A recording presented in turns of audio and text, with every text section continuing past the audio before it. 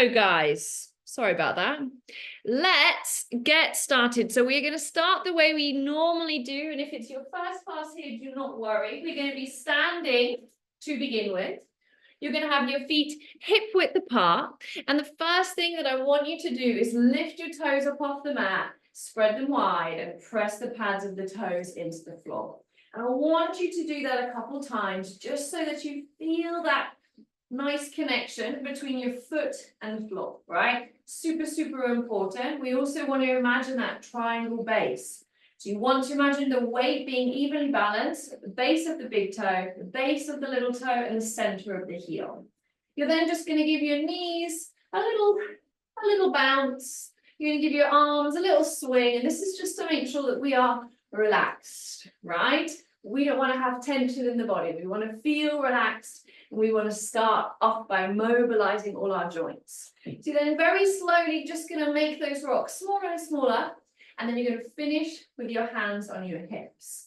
You're then going to rock your pelvis forward and back. So you're going to tilt your pelvis forward and your bum will stick up, and then you tuck your pelvis underneath and you kind of pull your pubic bone towards your belly button. So we're going to do that a couple of times, and the movement is quite big to start off with, okay? I then want you to make it smaller and smaller until you find that little halfway point, which in Pilates, I know my ladies who are here every week, we know, but we call it our neutral, and it just means our halfway point. You've got 3 circles, your hips, your ribs, your shoulders and your collarbone, and we imagine they all float one on top of the other. And then I want everybody to close their eyes if they feel comfortable to do so, and take some nice deep breaths in through the nose, and then out through the mouth. As you inhale, imagine growing really tall through the spine. As you exhale, imagine that those shoulders relax. Any tension that you're holding on to just releases and lets go. You're going to give me one more breath here. And then big exhale. We're then going to open the eyes and just going to scan the head from right to left. So just really gently, just letting it flow from side to side. And maybe seeing if you can look a little bit further over that shoulder with each repetition. We're then going to bring that head back to center, lift the shoulders up by the ears, and then exhale, I want you to drop them. And it's like sulky teenager. You want to release any tension.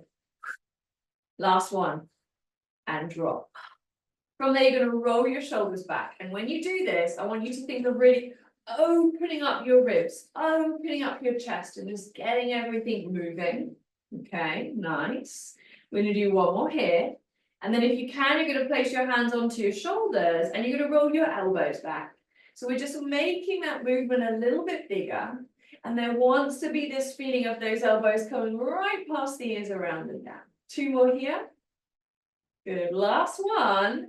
And I'm going to let go of the shoulders, and you're just going to give me 3 massive arm circles. And as you do this, I want you to think of lifting your breastbone slightly. So we're starting to just open through our chest and take that body into extension. Exactly. 2 more here. Good. You're going to finish your last one with your hands up towards the ceiling. From there, you're going to touch the ceiling with the right hand.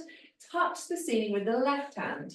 So it's like you get this lovely big stretch from your fingertips all the way down through that side. And this is a really great way for us to enjoy a stretch without having to put too much pressure through that spine. So it's a nice little modification for a side bend. You're then going to finish with the body straight. Take your hands behind your head, and I want you to literally cup your head in your hands. Press the head into the hands, pull the shoulders down the back, and then you're going to rotate the ribcage very gently to the right. And then you're going to come back through center and rotate your ribcage to the left. Now, how far you go is up to you. What we don't want to do is go to the furthest we can go, right? We are just keeping it within a comfortable range of motion. And by pressing the head into the hands, we try to find that length.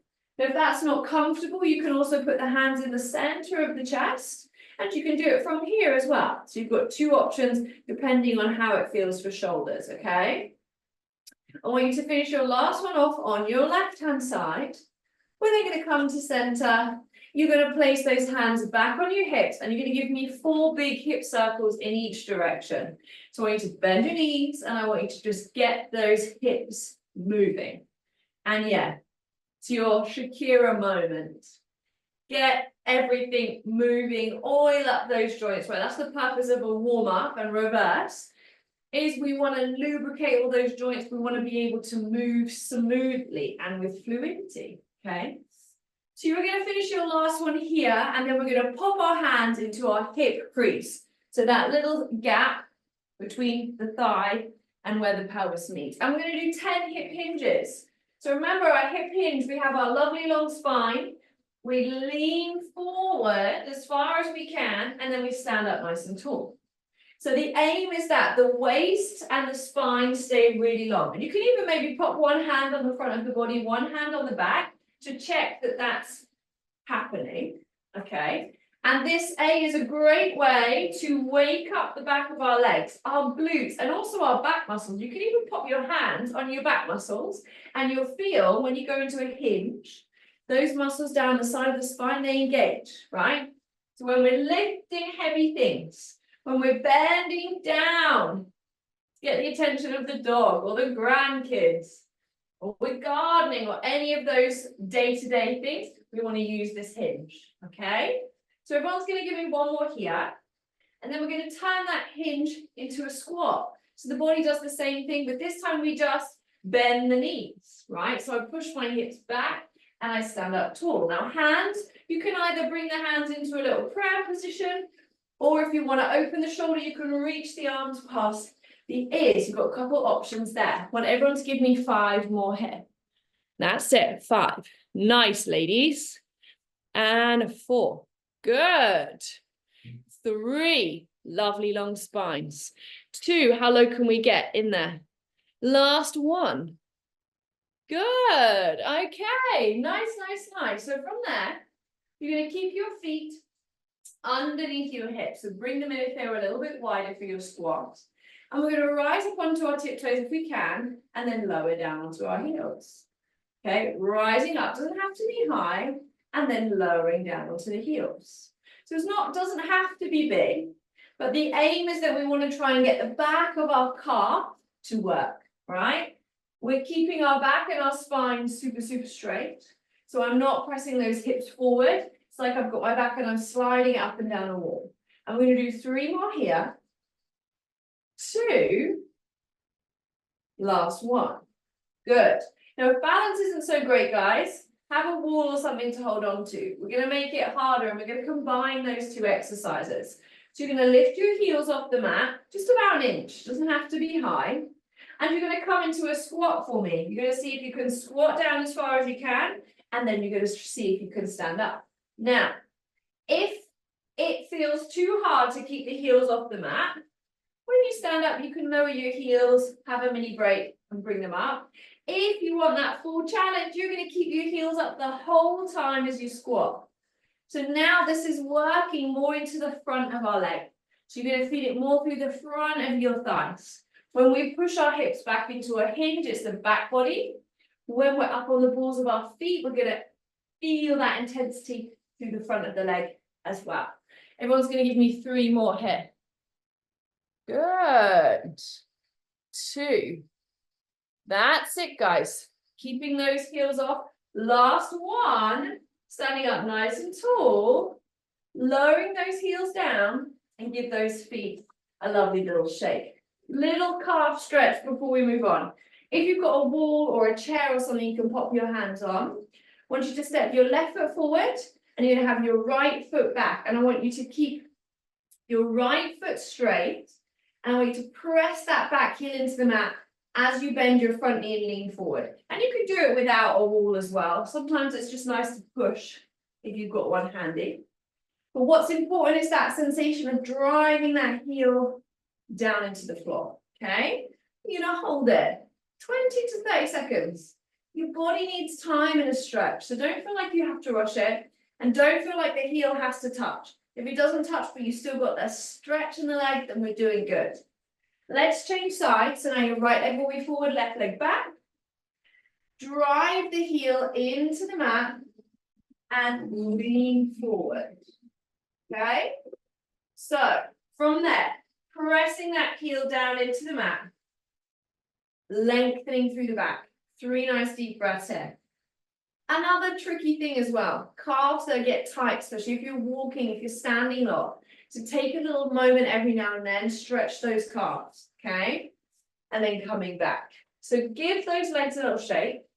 We're going to do our final bodyweight exercise with a round the world lunge. So this is a really good coordinator, okay? So you're going to start with your right leg. You're going to take a step forward into a front lunge. So you step forward on your right leg. You bend the knees as low as you can. Doesn't have to be far, can be a little mini one. If you can get low, I want you to touch the floor with your back knee. And then you're going to step your feet back together. Easy. We then take that right leg, you step it to the side, and you do a side lunge. So this time I bend my right leg and I push my hips back into that hinge. And then I step my feet back together. And then I take that same leg and I go to the back. So I reverse lunge. And then I step the feet together. Now we're going around the world. So we've got to go the other way. So now we're going to start left leg. We're going to go back. Reverse lunge. That's it. Then we're going to go left leg to the side. So we bend the knee, weight goes through that leg, hinge the hips, step the feet together. And then you're going to step forward on that left leg. And then back. Good. And then we just keep going. So I want you to do this at your own pace, right? Everyone's kind of working at different levels. So you go as slow or as fast as you need. Right leg will start again. So think we're always coming back to our center point, right? Front, side, and back. Traveling around in that circle. Aiming to use our back leg to help us stand up. Using that leg that steps out to bring us back in. Now, this is a really great exercise for balance, for leg strength, for coordination, right? And it also helps to work all of the different muscle groups through the leg, right? Why do one lunge when we can do 3? Yes, guys, everyone looks very serious. Give me a smile. Yes, yes. Even if you hate me, you think, oh my gosh, what's this woman making me do? It's good fun. Come on. Everyone, finish off your last circle here. So make sure you finished your last full circle. Okay. And then give those legs a little shake. So if you practice one thing this week, guys, practice that. Yeah?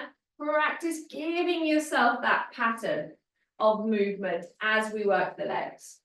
So before we get down to the mat, we have to do our balance. Yeah?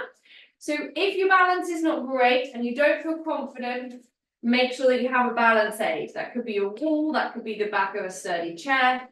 And make sure that the area that you work in is safe. You're not going to trip over mats, which is common. See, I've never had anyone trip and fall, touch wood, but just watch out for your mats, okay? We're going to just start with a nice simple exercise. I want you to take a single leg balance, okay? Easy peasy lemon squeeze, it can be. The trick is to press down through your foot and lift out of your waistline, right? Easy. Now, if you can comfortably do this and you think, oh, I could stay here all day, this is easy. I want you to see if you can do something simple as turn your head to the left and turn your head to the right. It will automatically change that balance because we are challenging one of our 3 balance systems. We have visual, vestibular, and proprioceptive. So you're going to do that a couple times. And that ankle will start to burn. So it's a really great way to strengthen the ankle too. And then you can relax, pop that foot down, and give the leg a little shake. Now, if you can go to the other side, we're going to try the other side. If not, if you've got, problem with ankle, foot, stay with your good side. Okay. Another little tip. The exercise is going to be harder the higher that you lift your lifted leg. That's going to add a little bit of hip strength too. Then I want you to very slowly start to add that head. But in fact, instead of going side to side, let's see if we can go up and down. right? And it's as if you had like a little mosquito and they were right in your eye line and you were following them up and following them down, okay? So we call it a smooth pursuit, being able to track something with your eyes, nice and smooth, yeah?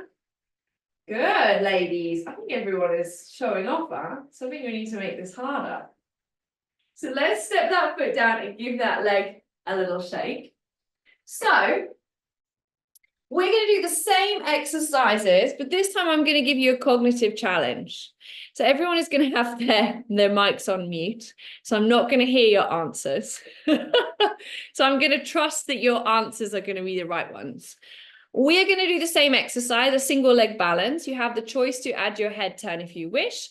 And I want you to give me the opposite word to the word I'm going to say.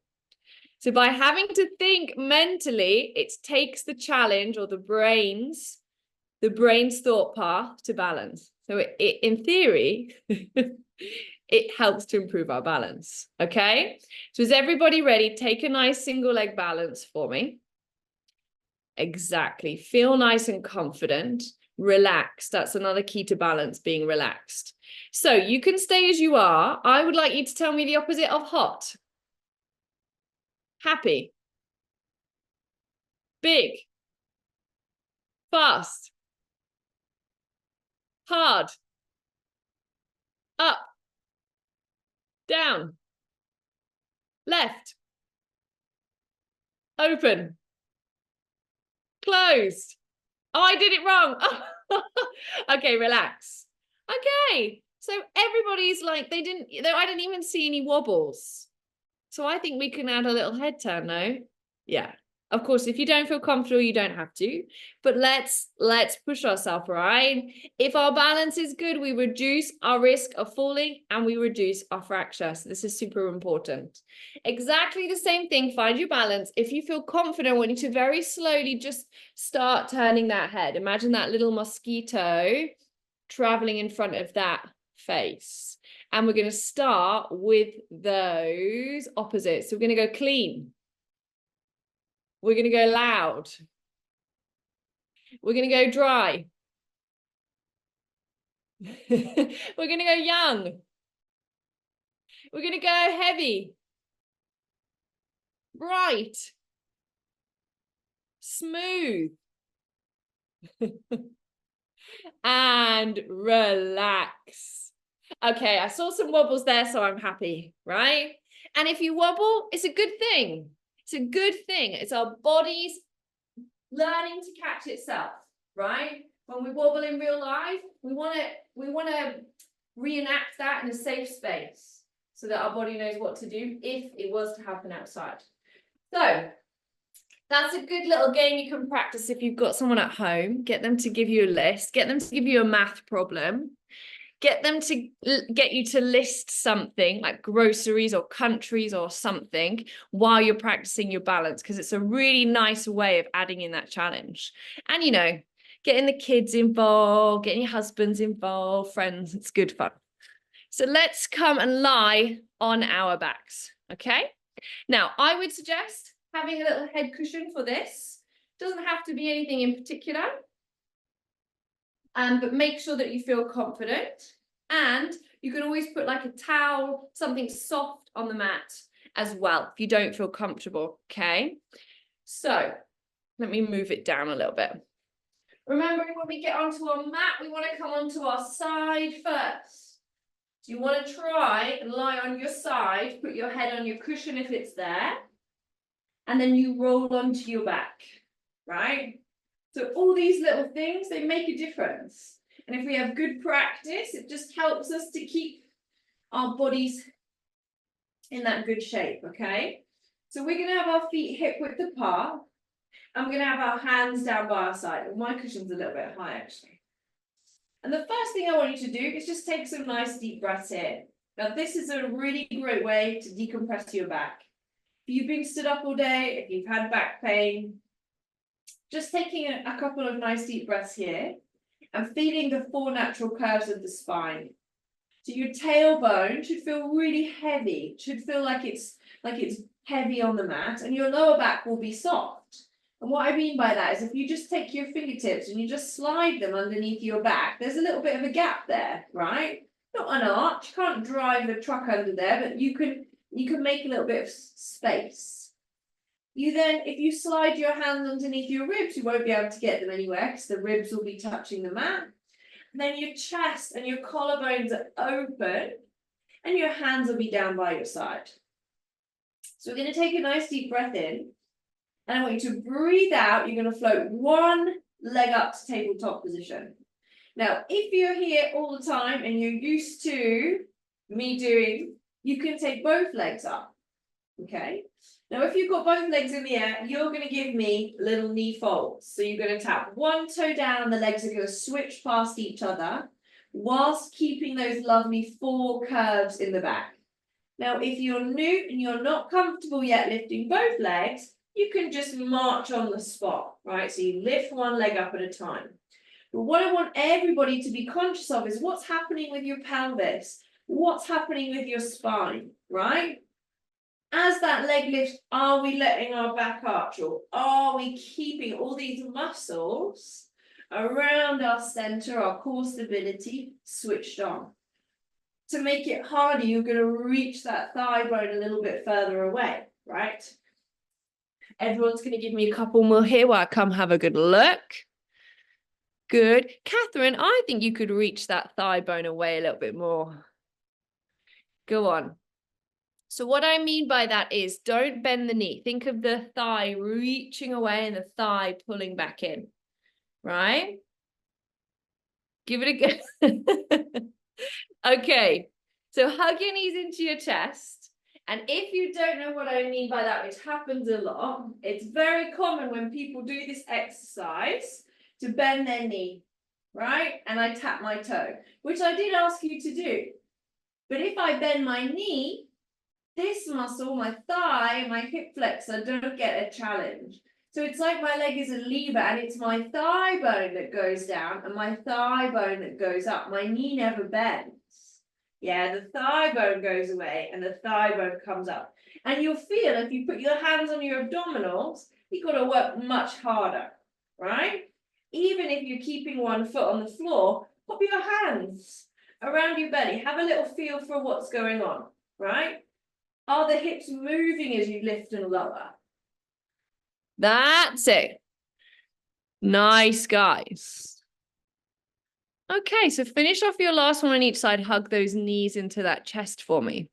We're going to make that challenge a little bit more harder. That was terrible English. A little harder. So from there, we're going to bring our legs to that tabletop position. And you're going to take both hands and you're going to place them on the front of your left thigh. Okay? And you're going to put a little bit of pressure. So I kind of push my thigh into my hands and my hands into my thighs. Okay? Now, if you're new and you haven't done this before, I want you to keep one foot on the mat. And I just want you to exhale, push the hands into the thighs. If you're not new here, you are either going to give me a toe tap, like this, keeping that pressure in the thigh, or you want to make it harder, you're going to straighten your leg and you're going to lower and lift. Constantly keeping that gentle tension between the thigh and the hand. And I want everyone to give me about 10 repetitions at their own pace while I come and have a little look and see how we're getting on, right? Good. And you'll notice it's a big challenge. And we have to think differently about how we challenge our abdominals with osteoporosis. We're not going to be curling up and doing sit-ups, but it doesn't matter. Hopefully we'll be feeling it after this. Right, guys. Yes, once you've finished your 10, hug the knees in, give that lower back a little rest. I'm going to do the same thing on the other side. So you're going to have your leg in tabletop position. You're going to take your hands onto the front of your right thigh this time. Bit of gentle pressure. You're going to lift the leg up towards the ceiling, or you're going to give me a little toe tap. So you've got lower and lift that advanced. Intermediate's going to be a little toe tap. And if you're a beginner, I just want you to breathe and push the hand into the thigh. Just enough to feel that connection between your abs. There's a little bit of width in the elbows. or you can try it with 2 legs, depending on how you feel. Right? Good. The great thing about Pilates is it teaches us to listen to our bodies and find that connection as well. So 10 in your own pace at your own time, and then you can hug those knees into the chest. Good, guys. Okay. So let us finish with a little bit of posture. Done a little bit of abs. Let's come lie on our front. Now, if you don't like lying on your front or you don't feel confident to, then you were going to grab a cushion. And actually, I'll show you so you can see. This is a really great simple modification, okay? Something like a bed pillow is usually best because it's a nice width. And you just put it horizontally across your mat. And when you lie down, it's going to go right underneath your waist. And it just helps support your lower back. So if you think, oh, I'm not comfortable lying on my front, you can do this. If you are, then you don't need it. Get rid of it. But it's a good little tip, particularly if you're having a flare up or you've got lower back pain. It's a really good little simple tip. You can take that cushion you're using for your head if you've got another one. You can rest your forehead on it, elbows bent, forearms on the mat. Legs a nice comfortable distance apart.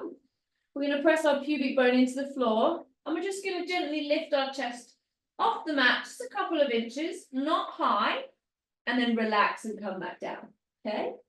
Now, this is not a big exercise. This is helping us to build and develop that strength through our mid and upper back, yeah? I'm not pushing with my hands. I've got no tension in my hands. My eyes are down, the back of my neck is long. And that is what this exercise is about. Elongation, right? As if someone was like pulling your head up out of your neck and shoulders. Yes, guys, beautiful. I mean, nice. Good. Tuna, I think if you pull your elbows in slightly, closer to your rib cage. Yeah. Can you feel a little bit more? That's it. Can you feel what happened to your shoulders? And this is anyone else, right? Yeah. As soon as you pull those arms in close and by your ribs, that your shoulders drop, right? So we're already in that nice position as we go. Good, guys. So we're going to finish off our last ones here. And then you're just going to take like a little moment, okay? Now you can sit back into a child's pose if you want.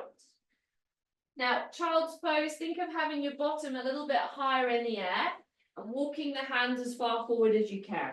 You'll notice this keeps my back straight, or even you can do it on your elbows.